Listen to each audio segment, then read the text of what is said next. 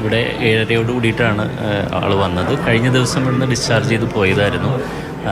കുറച്ച് അസുഖങ്ങളുണ്ടായിരുന്നു. അപ്പോൾ അതിനെ തുടർന്ന് ഡിസ്ചാർജ് ചെയ്തു.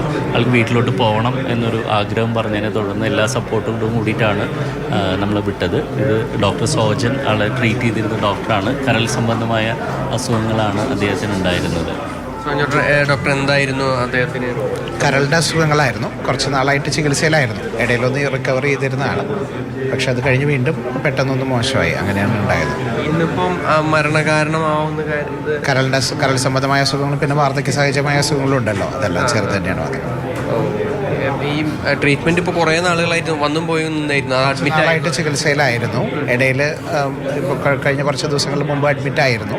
ഹെൽത്ത് കണ്ടീഷൻ ക്രിട്ടിക്കൽ ആയിരുന്നു. കുറച്ച് നാളായിട്ട് സാറ് നന്നായിട്ടല്ല ഉണ്ടായിരുന്നു. തീർച്ചയായും അദ്ദേഹത്തെ ചികിത്സിച്ചിരുന്ന ഡോക്ടറാണ് ഇപ്പോൾ വിവരങ്ങളെല്ലാം തന്നെ നമ്മളോട് പങ്കുവച്ചത്.